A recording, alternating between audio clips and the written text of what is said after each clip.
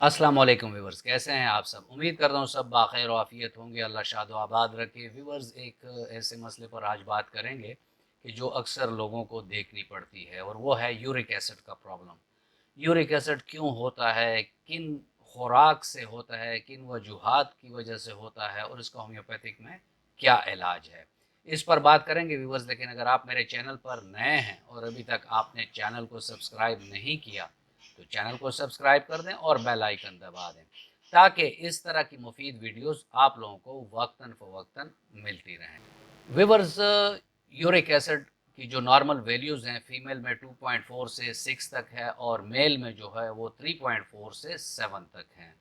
तो अगर ये 6 या 7 से ज़्यादा हो जाए तो फिर ये हमारे जिस्म में तकलीफ़ात देना शुरू कर देता है।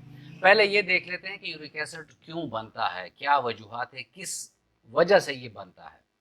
तो ये जो हम प्रोटीन वाली ग़िज़ाएँ लेते हैं, उसमें प्रोटीन्स होती हैं, और इसका जो बाय प्रोडक्ट होता है बॉडी में, जब उसकी तोड़-फोड़ मेटाबॉलिक होता है, यानी तोड़-फोड़ वाला अमल होता है, और उससे जो रेज़िड्यू बचता है, यानी जिसे कहते हैं कि जो कचरा बच जाता है, उसे यूरिक एसिड कहते हैं। ये ब्लड में होता है, और अल्लाह रब्बुल इज़्ज़त ने एक मैकेनिज़्म बनाया हुआ है कि ये ब्लड से फिर किडनी के थ्रू और यूरिन के साथ ये बॉडी से एक्सक्रीट आउट कर जाता है, यानी निकल जाता है। लेकिन किसी वजह से, अगर आप ज़्यादा प्रोटीन वाली ग़िज़ाएँ ले रहे हैं, या आपके किडनी का माल फंक्शन है, या कोई जेनेटिक काज है, या कोई ओबेसिटी का मसला है, यानी वज़न की ज़्यादती का मसला है, तो इन वजूहात की वजह से भी ये हो सकता है कि आपके बॉडी में यूरिक एसिड ब्लड में ज़्यादा हो। तो फिर ये आखिर में जाकर जॉइंट्स में क्रिस्टल की फॉर्म में जमा हो जाते हैं। जब वो ये जॉइंट्स में जमा हो जाते हैं तो फिर उन जॉइंट्स में टेंडरनेस से होती है, यानी उसमें नरमी सी पाई जाती है, सुर्खी सी पाई जाती है, उसमें सूजन सी होती है, और दर्द वाली कैफियत पैदा हो जाती है। अक्सर ये जो हमारा अंगूठा है पैर का बड़ा वाला, या जो और छोटे जॉइंट्स है, यहाँ इसकी एकमुलेशन ज़्यादा होती है। और जगह पर भी हो सकता है, कंधे में भी हो सकता है, टखनों में भी होता है, आपकी जो नी जॉइंट्स है यानी घुटना है वहाँ भी हो सकता है। तो ये कहीं भी हो सकता है, यानी ये क्रिस्टल जमा हो सकते हैं, जिसकी वजह से आर्थराइटिस जैसे अलामात, यानी दर्दों वाली कैफियत पैदा हो जाती है। विवर इसकी वजूहात क्या होती हैं, तो इसमें जो सबसे पहली और मेन वजह है वो प्यूरिन हाई डाइट्स हैं, यानी ऐसी डाइट्स जिसमें प्यूरिन यानी ये प्रोटीन की एक किस्म है ये ज़्यादा हो, तो उससे ये मसला होता है। जैसे रेड मीट हो गया, बड़ा गोश्त जो हो गया, इसके अलावा ऑर्गन मीट यानी लिवर हम खा रहे हैं या किडनी जानवरों के खा रहे हैं, तो उससे भी ये होता है। हाई शुगर इंटेक से भी ये होता है। बाज़ सब्जियों में भी ये प्यूरिन ज़्यादा होता है।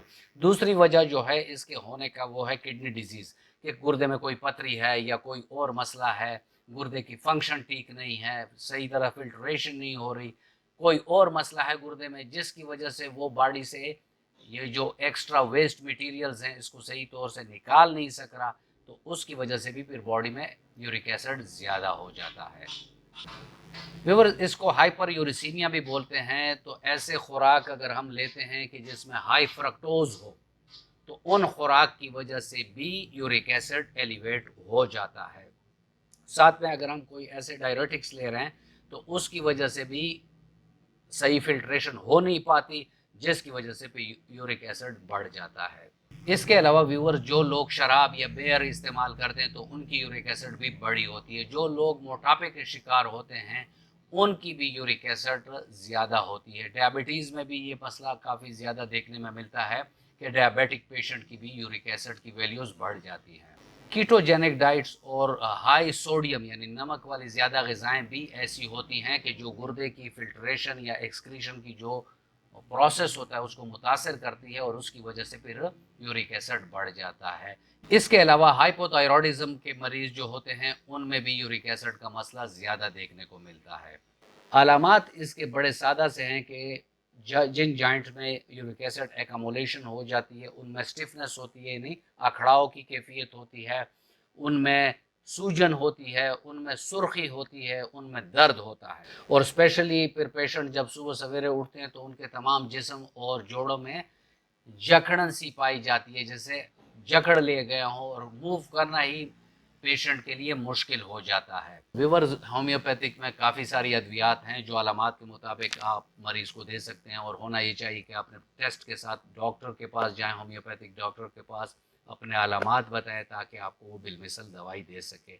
यहाँ मैं आपके नॉलेज के लिए एक एमटी कम्बिनेशन शेयर करूँगा कि जो 90% केसेस में यूरिक एसिड को बॉडी से निकाल देता है और पेशेंट ठीक हो जाता है। वैसे अगर आप अलामाती अद्वियात देखें तो कॉल्चिकम है, लिथियम कार्ब है, बेलाडोना है, ब्रायोनिया है, रोस्टॉक्स है, लेडमपॉल है, ये बहुत सारी मेडिसिन हैं जो आप अलामात के मुताबिक दे सकते हैं। इसके अलावा जो कम्बिनेशन की मैंने आपसे बात की कि मैं आपको कम्बिनेशन के बारे में बताऊंगा कि इसमें 3 एमटी है जो अगर आप मरीज़ को बना कर देंगे तो उससे यूरिक एसिड का जो मसला है वो बहुत जल्द ठीक हो जाएगा। व्यूअर, इस एमटी में बारबेरस वल्गैरिस है, साथ में अर्टिका यूरेनस क्यू है, और इसके साथ आप ग्वाइकम क्यू, ये तीनों एमटी बड़ी बोतल में डालकर उसको 10 भरपूर झटके दें और 15 से 20 कतरे सुबह दोपहर शाम नीम गर्म पानी में खाने से पहले अगर आप मरीज को देंगे तो उसका यूरिक एसिड बहुत जल्द नीचे आ जाएगा और उसकी जो आर्थराइटिस वाले अलामात हैं वो तमाम ख़त्म हो जाएंगे। व्यूअर्स, ये था आज का टॉपिक और मैं उम्मीद करता हूँ कि आपको अच्छा लगा होगा। अगर आपको अच्छा लगा है तो वीडियो को लाइक कर दें और फ्रेंड एंड फैमिली मेम्बर्स के साथ इसको शेयर कर दें। मिलते हैं किसी ऐसी ही अच्छी वीडियो में, तब तक के लिए इजाज़त, अल्लाह हाफ़िज़।